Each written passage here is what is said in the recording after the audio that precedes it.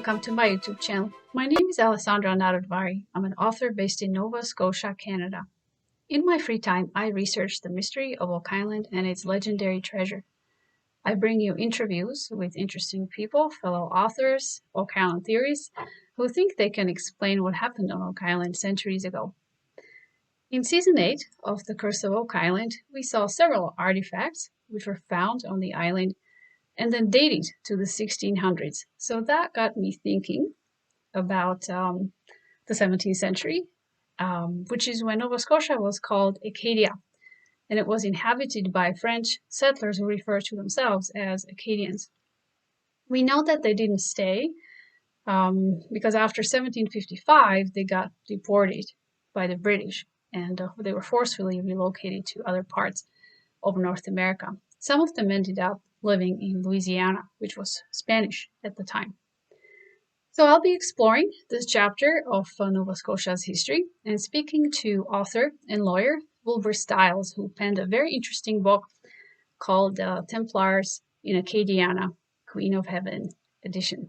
So we'll be delving into the history of Cajuns, Acadians, the medieval Knights Templar, the Holy Bloodline, the Merovingian dynasty, and even Freemasonry. It's a lot to take, but I guarantee that you will learn something new. Let me know how you liked it. Without further ado, I introduce to you Mr. Wilbur Stiles.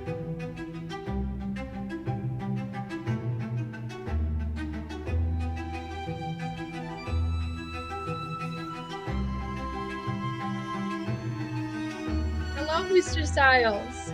Hello. Do you go by Alessandra? Just Alessandra. Just Alessandra. Okay. Yeah. Nice to meet you, Alessandra. And nice to meet you too.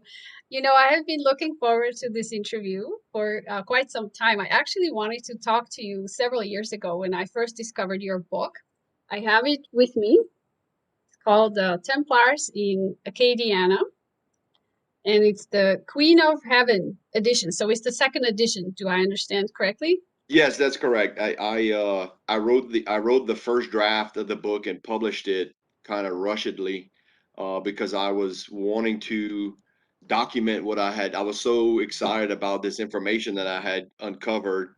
As you know, you continue digging down in these things, and I got some more information. About a year or so later, I had compiled information, and so I wanted to put that information in the book. So I updated it with a second edition. Okay, well, I'm happy to have both Kindle book and also the printed book.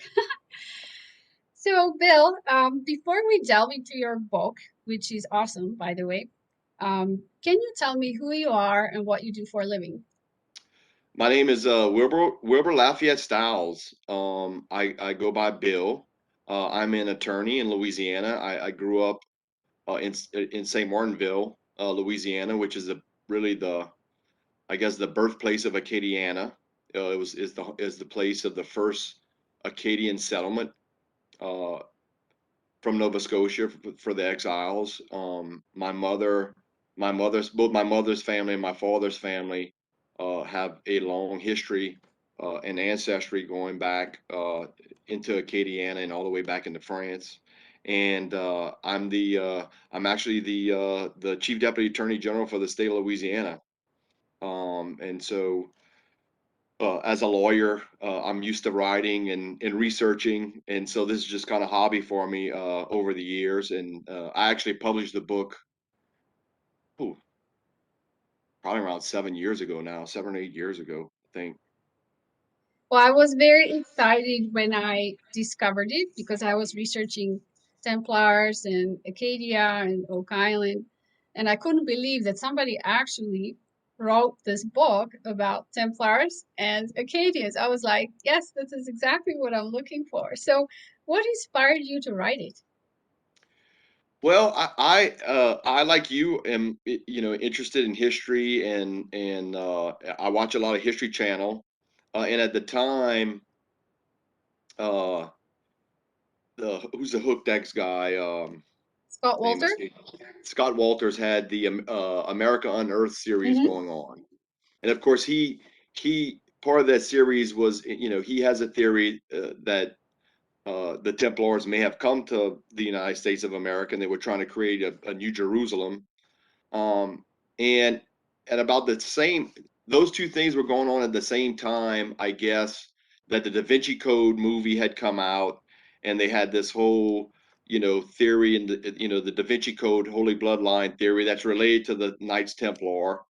Um, and I was watching his series one evening, and it just, kind of popped in my head.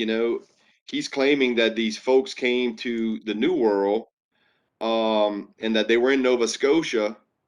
And I just thought to myself, if there was a verbal tradition of an ancestors coming to the New World before Columbus, and that, the descendants knew about that, those descendants would probably go back to that place where they had thought an ancestor had first made a land claim in the United States of America. Uh, and that seemed to be plausible and rational to me. So I decided to start taking a look at. I knew my ancestors were those people. My ancestors were part of the group that came over in 1632 to Nova Scotia, and I thought, well, I wonder if some way my ancestors may be connected to this whole holy bloodline theory, Templars theory. And the first thing I did, I called my mom, who was I mentioned before we got on air. She's a genealogist who's done incredible work on our family in family tradition and family history. And I called her up. I said, "Mom, where is the Bork family? Where did Can you tell me where they left France when they came over? Where were they living in France before they came to Acadiana?" And she said, "Well, it's a place called La Chaussee." And technology being what it is, I'm on my phone. I go to Google Maps and I pull up La Chaussee. And as I'm pulling up the villages in and around La Chaussee, there's St. Clair. Um, and so I'm like, oh wow, okay. And then it just, I jumped down the rabbit hole and just started doing this research and just started gathering information. Um, and it turned out, about a month or two later, I said, man, I got to put this down in some kind of book format or something. And that's when I made the first edition. Well, I'm very glad that you did. So, Bill, just how far do your ancestors go? You mentioned the Bork family. You dropped the name Sinclair. So, how far back were you or your mother able to trace your ancestors? Um, all the way back to the 1600s, the early 1600s in France, on the Bourg family. Um, my mother, my mother is 100% francophone. She has uh, no Anglo-Saxon, no English. Her family genealogy is 100% francophone. My dad, I'm a Styles, and people always say, "Well, that's not a Cajun name." My grandfather is the only Anglophone in my entire ancestry, and so I carry his name proudly. But the 98% of my heritage is francophone. In fact, my mother didn't even speak English when she started school, so I'm really a second generation English speaker. So she's traced back the Borg family, the Bonin family, the Melanson family, the Barra family, Blanchards. She's gone to the Broussard family. She's traced them all back. A lot of the genealogical lines all the way back into France.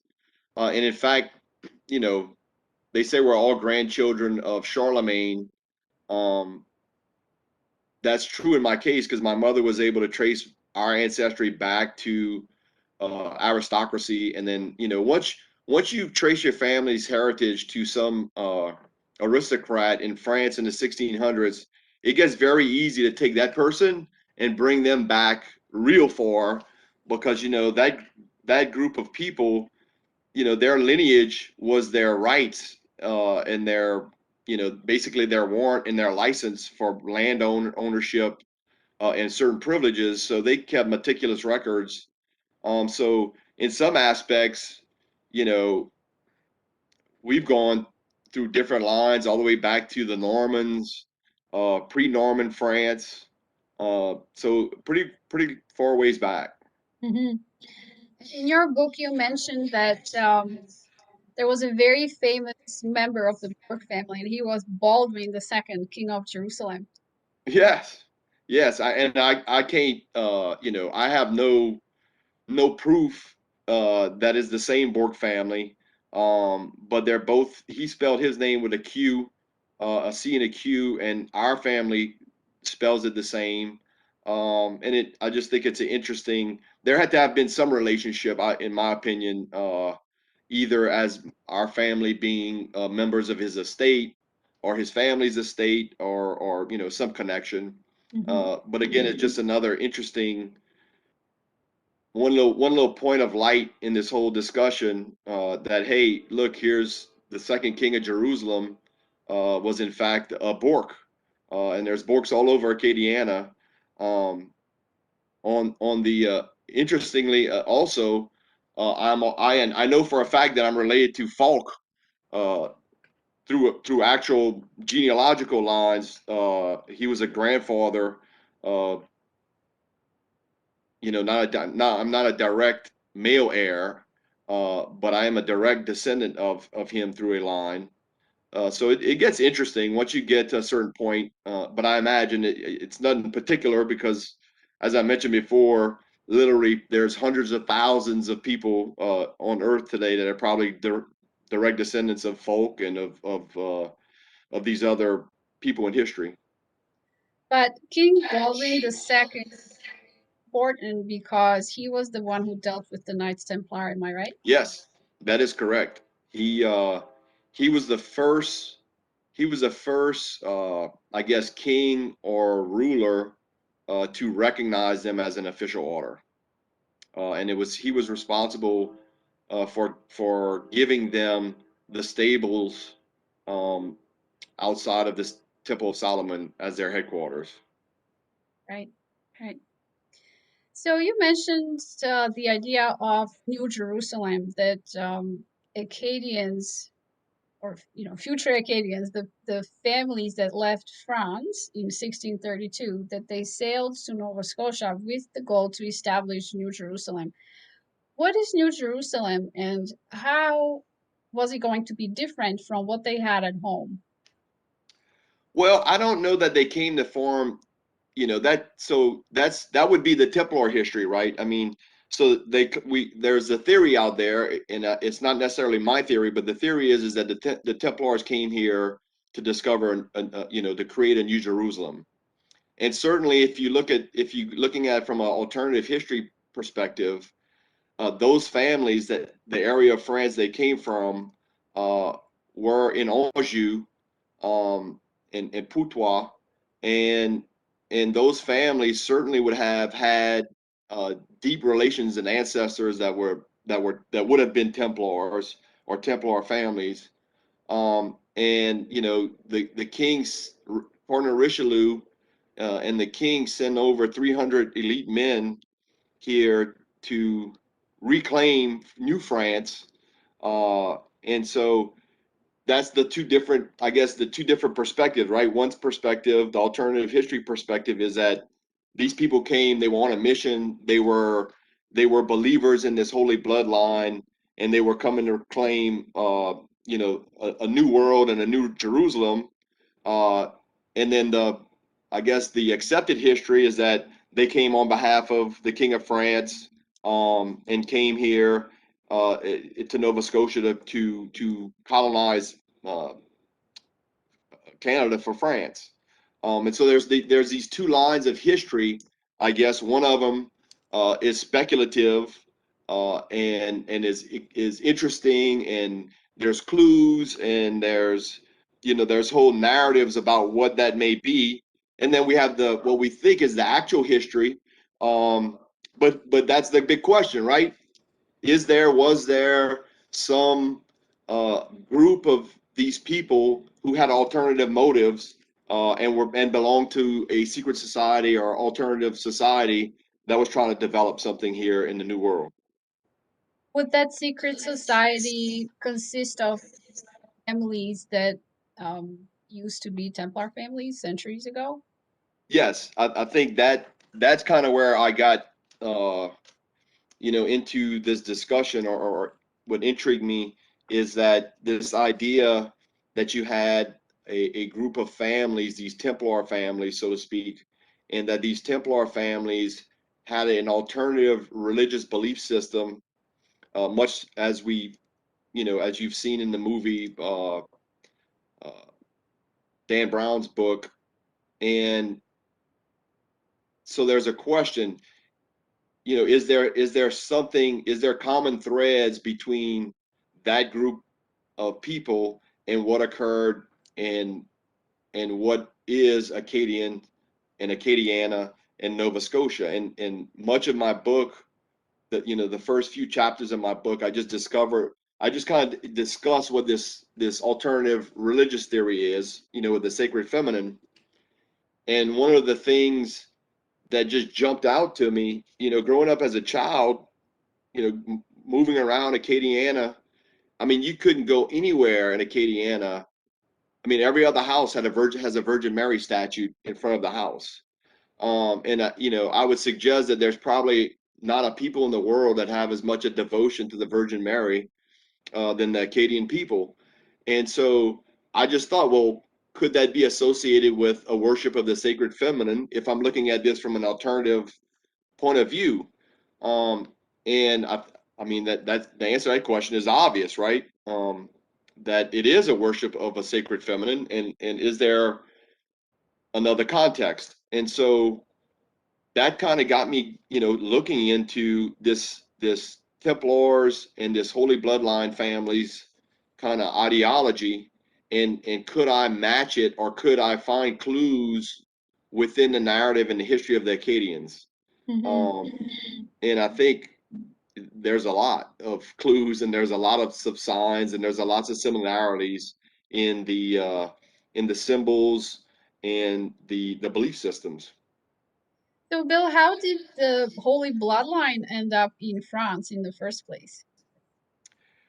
Well, according to this theory, is that Jesus and Mary Magdalene were married, and that the whole Catholic tradition is a I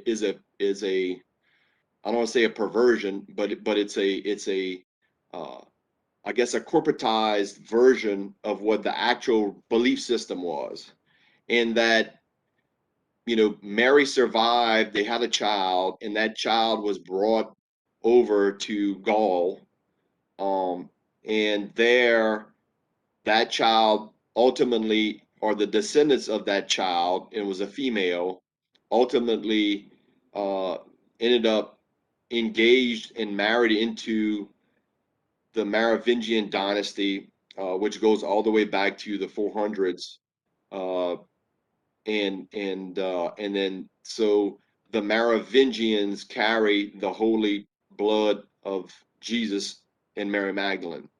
And so that's basically the theory that has been postulated by uh, I think Henry Lincoln, and I forgot the other writer's name in the 80s. I think wrote the first book about it. Um, and that it's just kind of been sitting out there as this theory. Um, and of course, they did a lot of research and work on their book. And then Dan Brown came along and wrote a novel, and then made a movie with Tom Hanks in it. And the whole world got introduced to this theory.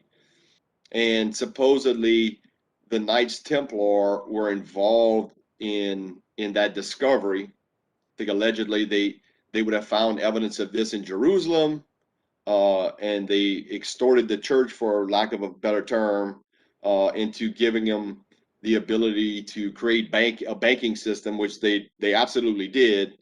And then ultimately, it was their belief in this alternative history that ultimately got the King of France and the Pope to turn on them, seize all their funds, and as we all know, or if you don't know, Friday the 13th was the day in which the Templars were eradicated and destroyed. So the theory is that at that time, some of the Templars escaped, went to Scotland, where one of the Templars was a gentleman by the name of Henry St. Clair. He built the church in Scotland that's in the movie,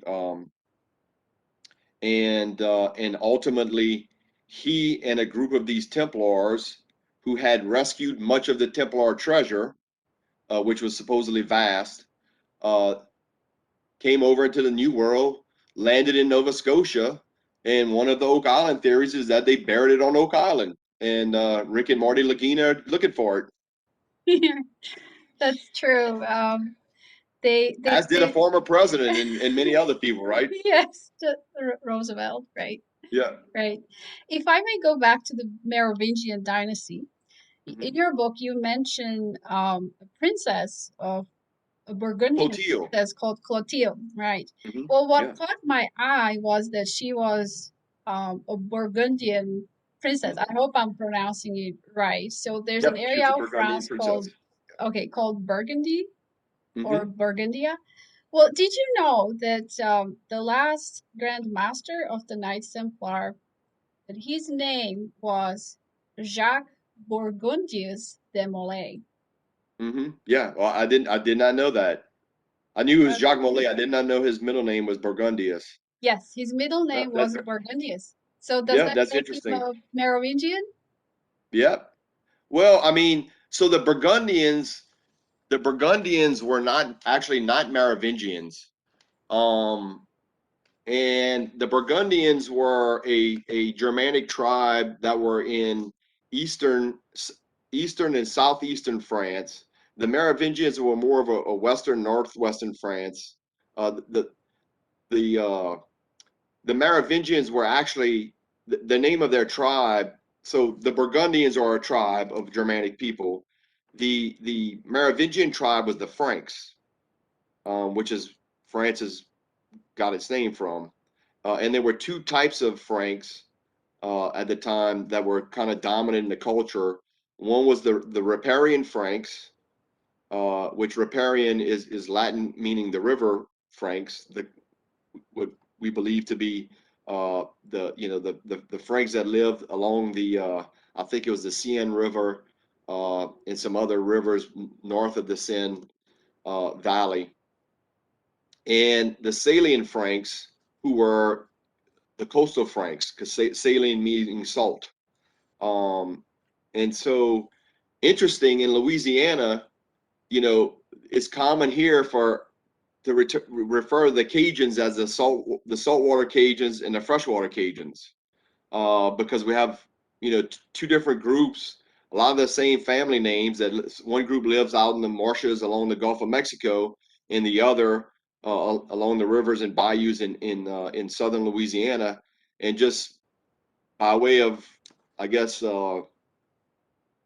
accident, uh, the Franks here in Louisiana still consider themselves the saltwater Franks and the freshwater Franks. That's very interesting how these old country distinctions, or like distinctions from the old motherland, France, carried Yep, over Louisiana, and people still distinguish among themselves in this manner that's yep. centuries old, right?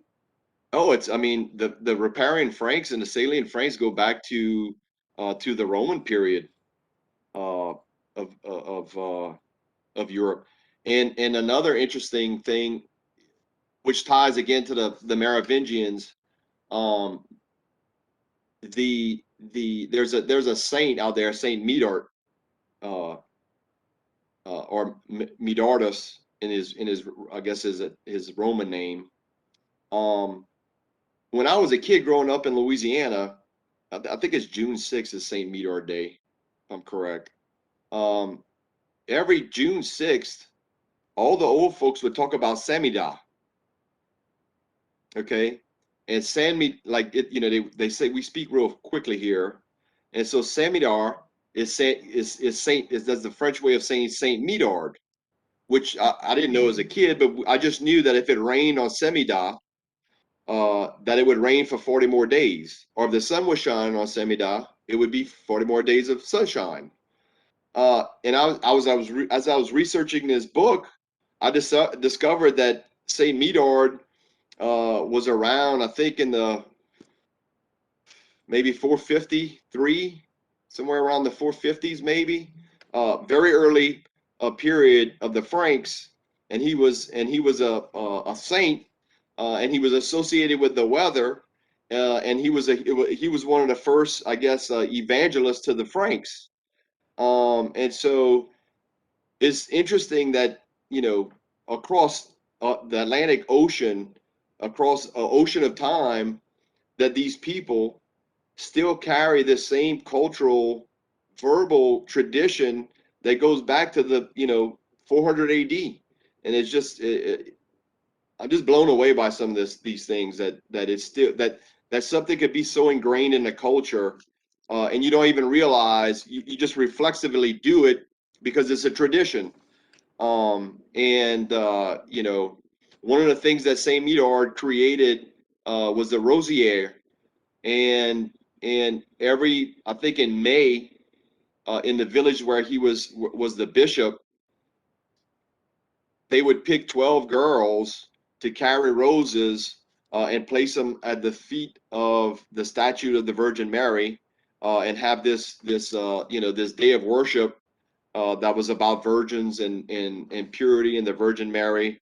And growing up as a kid, we did the same thing. Matter of fact, on my Facebook page for the book Templars in Acadiana, I actually have 8mm footage of the actual uh, procession from the little church where I grew up as a kid.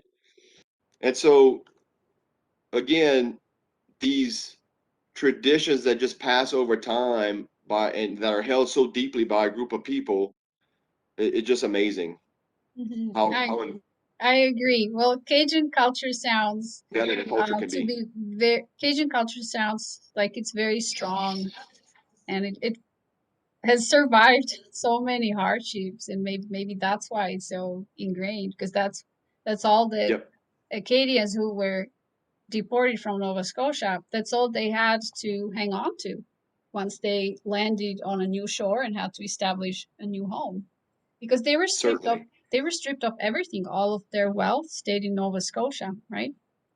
Yep. So let's follow them to Nova Scotia. Were they successful in establishing this New Jerusalem, new homeland in 1632 when they came to Nova Scotia? Yeah, when they came into Nova Scotia, the French had been here and had attempted colonization earlier in the 1600s, and had not been very successful.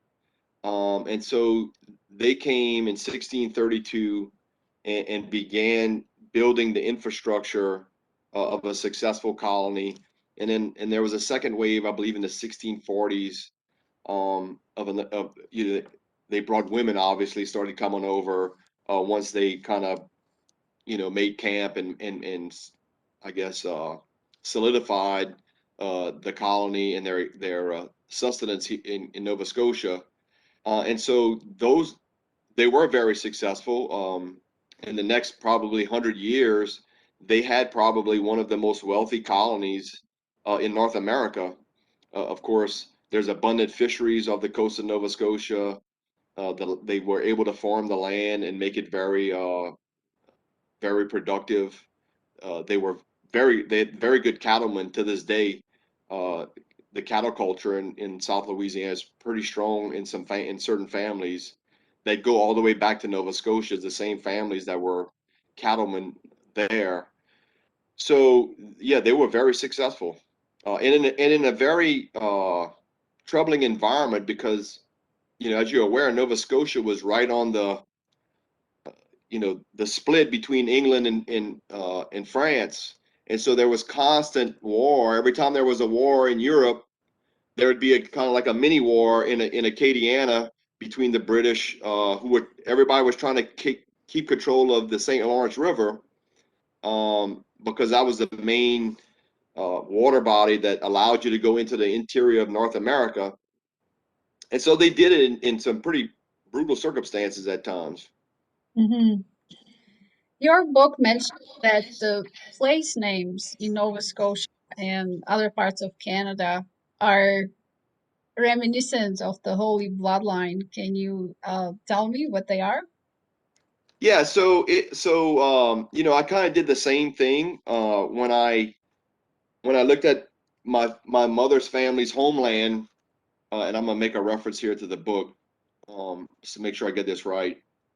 Um, I went back and looked at the names of the territories and towns and churches and locations in Nova Scotia when the French came there.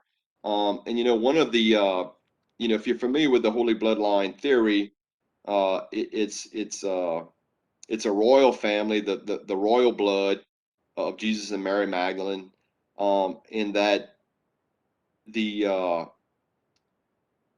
one of the other names that are important to this theory is Saint John the Baptist. And if you're familiar with the Templars, they're allegedly to have carried around a skull that was believed to be the beheaded skull of John the Baptist. And so when I began looking at those place names, um, you have the Isle of Magdalene, you had the Isle of Saint John, and of course the Saint Lawrence River itself is really meaningful, because if you look at the history, the Catholic history of Saint Lawrence is supposed to have brought the cup of Christ, the Holy Grail, from Jerusalem to Gaul.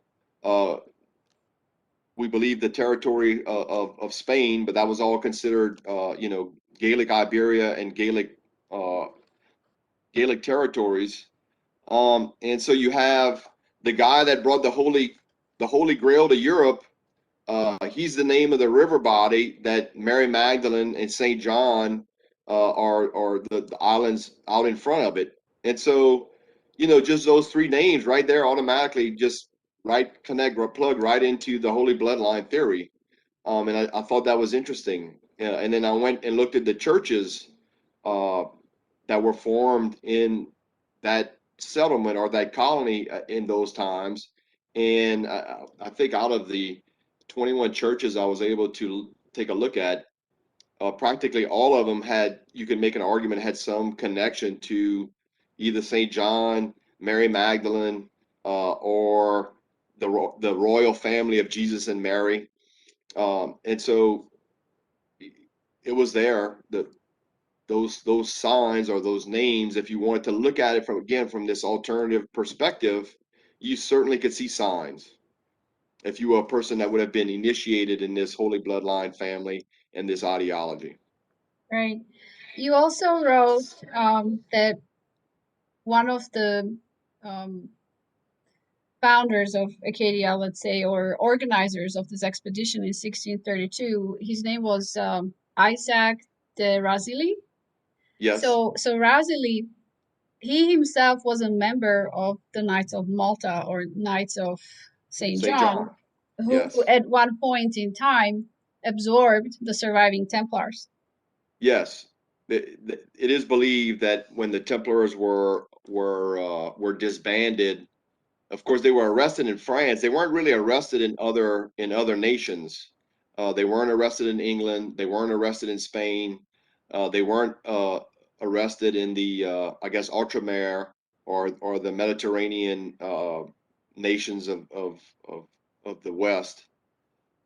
And most people believe that when they were ended as a sect recognized by the Pope, that many of those folks just rolled into the Knights Hospitaller or the Knights of St. John, and in the Mediterranean. In Spain, we know that they just became the Knights of Christ, and changed their name, and continued under a different name.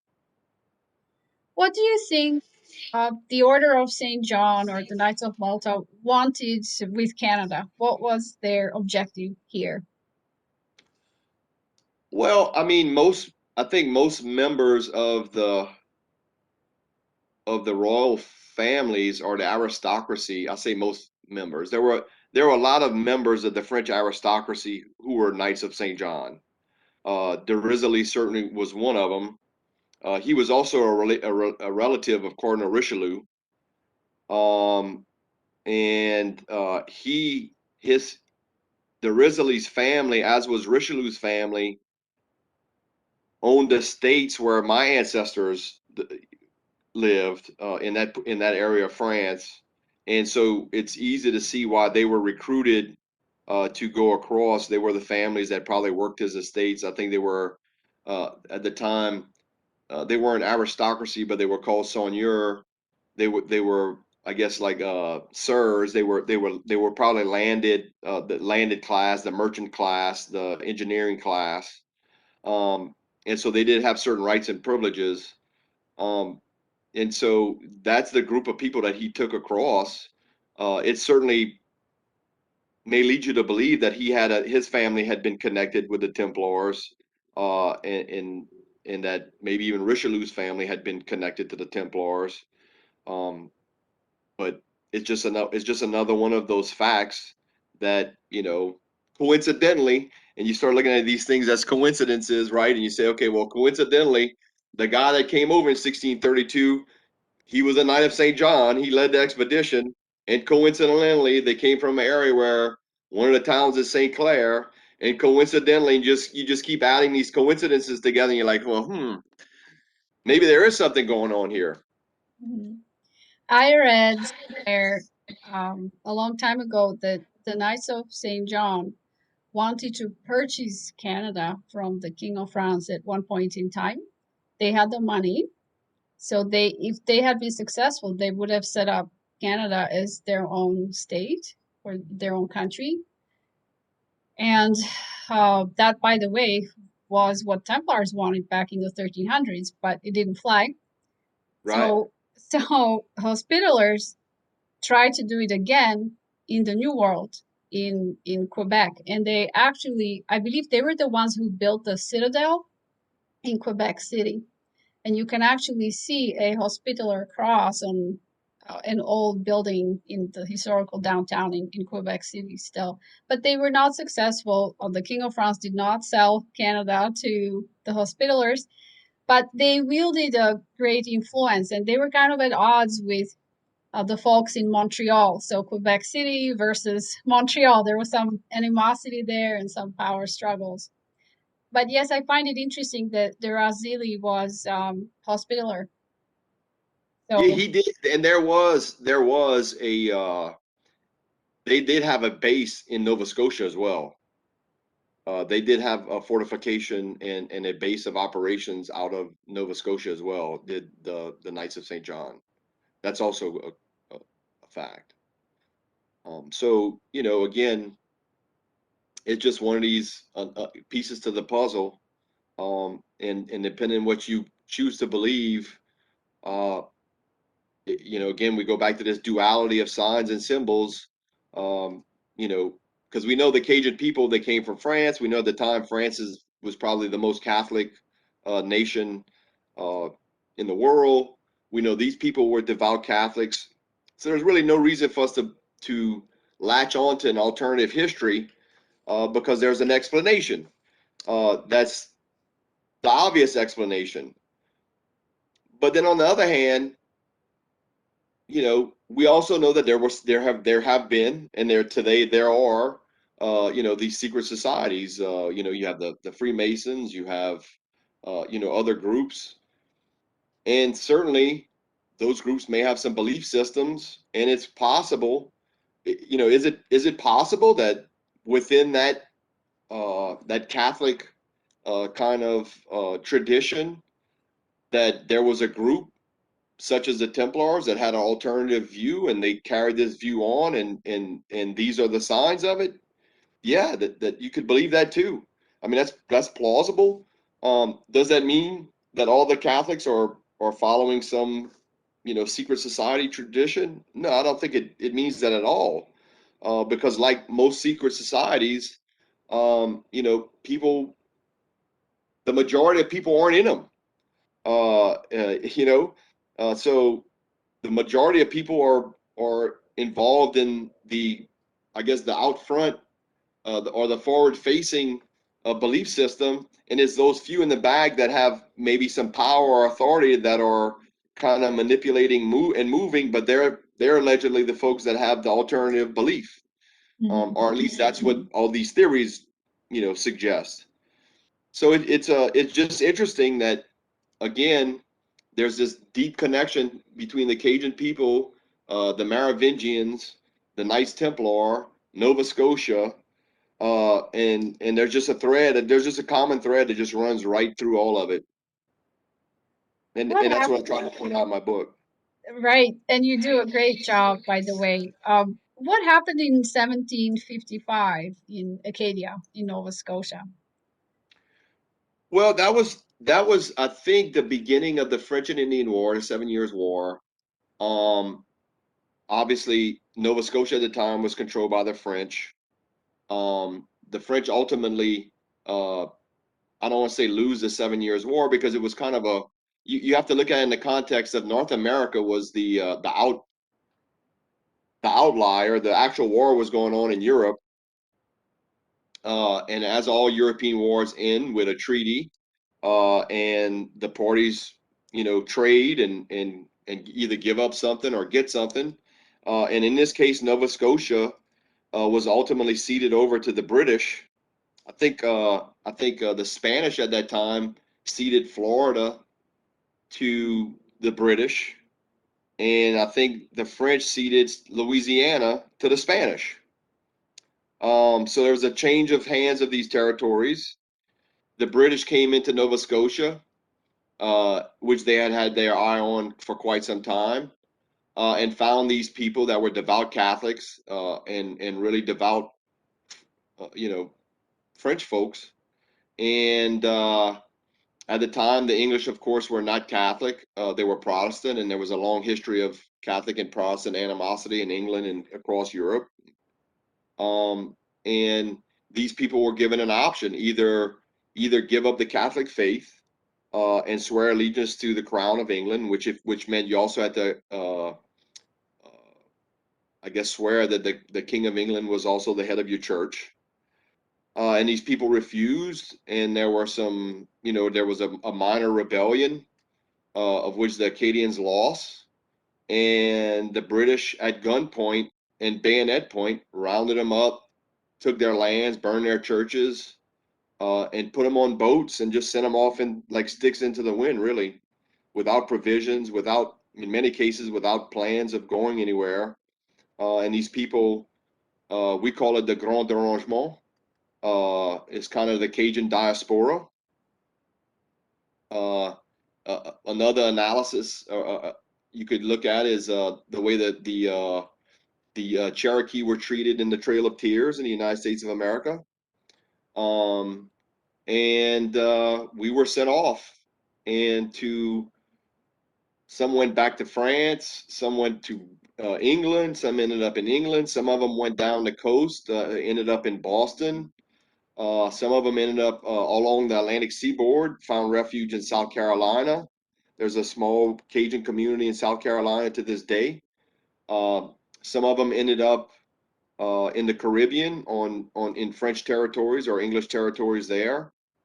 There's a great book called The Grand and Noble Scheme, that talks very much about this diaspora, and I think there's another one that's actually called the Cajun diaspora, for anybody out there interested. And we lived in a much different time, but in a lot of ways the same. Uh, these The monarchs of Europe were trying to colonize uh, the New World, and you need colonists to do that. And colonist sounds like some generic thing, but it requires a certain set of skills and a certain uh, tenacity, to get it done. And what's really strange is that these Acadians ended up. I said some of them ended up in England, some of them ended up in France. They were never allowed to go back to their homelands, in France. They Really? were kept in. Oh yeah, they were kept in port Why? cities.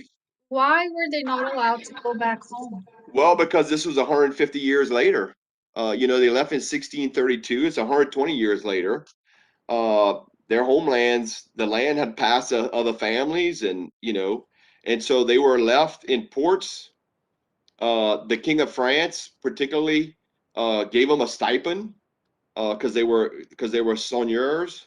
And so they lived in ports, quite frankly, for a period of time.